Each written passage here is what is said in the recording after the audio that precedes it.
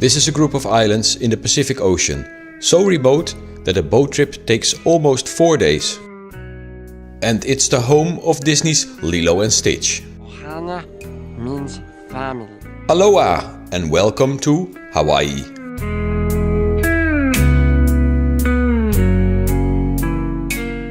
But how did these islands actually form? And how did this paradise become the 50th state of the United States? Let's find out in this video.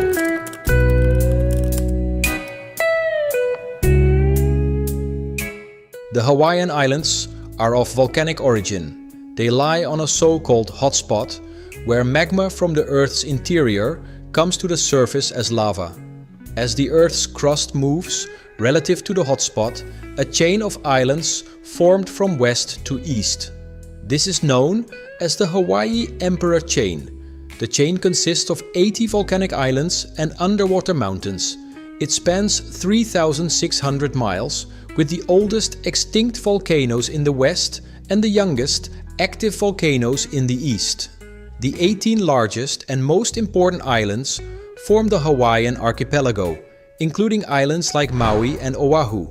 The volcanoes Kilauea and Mauna Loa, both located on the Big Island of Hawaii, remain highly active. Kilauea has nearly continuous eruptions, causing the island to grow as lava flows into the sea along the coast. In addition to its volcanic activity, Hawaii experiences many different climates. For example, it hosts 4 out of the 5 major climate groups according to the Köppen climate classification: tropical, arid, temperate and polar. When including the Köppen subcategories, the island of Hawaii alone contains 10 out of the 14 total climate zones. As mentioned earlier, the islands are extremely remote. Located more than 2,000 miles from the US mainland and nearly 4,000 miles from Japan, they are one of the most isolated island groups in the world. Due to their isolated location in the Pacific Ocean, plants and animals reached the islands before humans, and many endemic species evolved. However, many species are now endangered or already extinct. In the 19th century, European sailors introduced pigs, goats and other animals, which displaced many native species.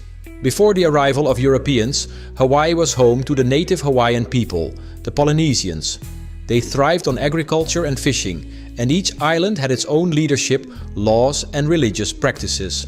The archipelago was divided into multiple kingdoms, each ruled by its own leader, and conflicts between islands were common. Then the first Europeans arrived in 1778, led by British explorer James Cook. More British expeditions followed, along with the French, both of whom attempted to take control of Hawaii but ultimately failed. At that time, Hawaii was not yet a kingdom, but this changed in 1810 when King Kamehameha I took charge.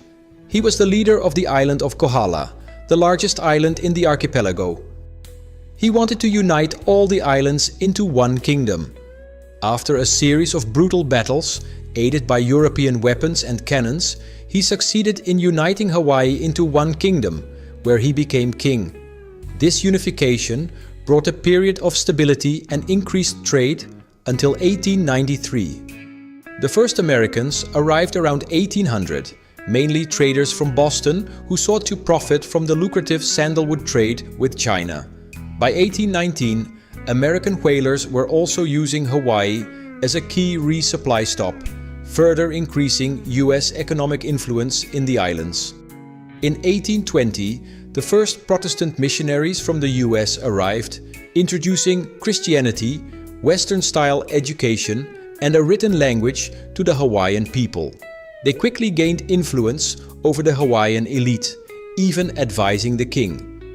Traditional Hawaiian customs and religions were discouraged or banned, and the monarchy's power became increasingly restricted. Over time, native Hawaiians not only lost political influence, but also much of their cultural identity.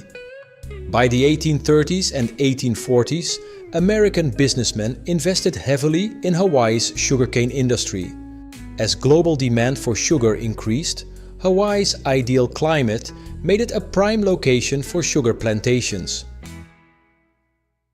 The industry boomed after the Reciprocity Treaty of 1875, which allowed Hawaiian sugar to be exported to the US tax-free.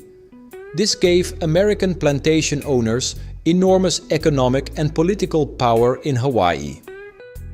In 1887, King David Kalakaua was forced at gunpoint by a group of armed American businessmen and plantation owners to sign a new constitution.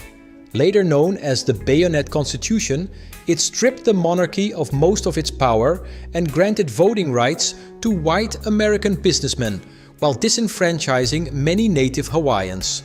After King Kalakaua's death in 1891, his sister, Queen Liliuokalani, took the throne. She sought to overturn the Bayonet Constitution and restore power to native Hawaiians. Led by Sanford B. Dole, a wealthy lawyer and plantation owner, a group of 13 powerful Americans conspired to overthrow the Queen. They sought assistance from the US government. And on January 16, 1893, the US military landed 162 armed Marines and sailors under the pretense of protecting American citizens. The next day, January 17th, they demanded the Queen's abdication. To avoid bloodshed, she temporarily surrendered, hoping the US government would later restore her to power. President Grover Cleveland deemed the coup illegal and wanted to reinstate Queen Liliuokalani, but Hawaii's provisional government, led by Sanford Dole, refused to cooperate. With direct annexation blocked, Dole and his allies declared the Republic of Hawaii in 1894, with Dole as its president. Queen Liliuokalani was arrested in 1895 after a failed attempt to restore the monarchy. In 1898, the Spanish-American War made Hawaii strategically important to the US for military operations in the Pacific. President William McKinley, a pro-annexation leader, used the war as justification to take control of Hawaii.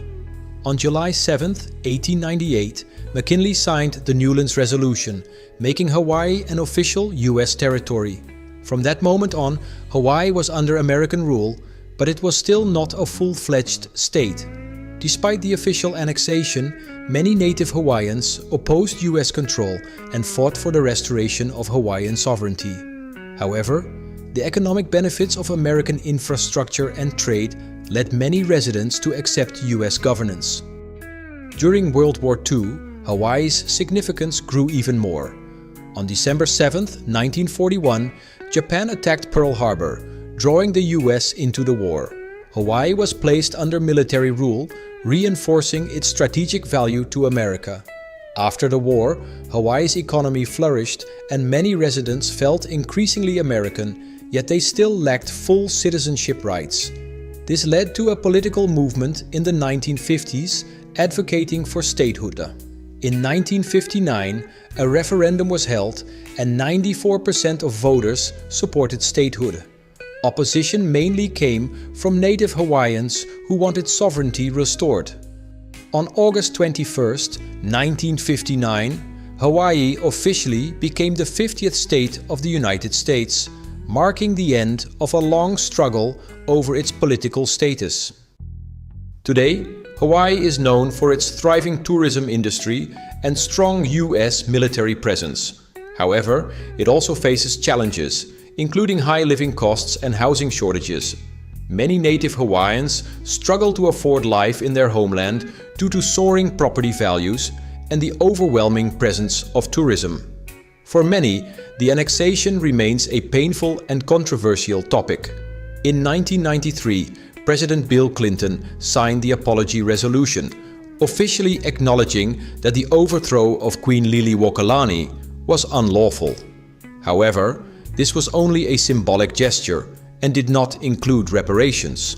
So that's how Hawaii transformed from an independent kingdom into the 50th state of the United States. While most residents now accept Hawaii as part of the US, the debate over annexation and sovereignty continues, especially among native Hawaiians. So what do you think? Was Hawaii's annexation inevitable, or should it have remained independent? Thanks for watching, and we'll see you in the next video. And don't forget to subscribe to more interesting videos.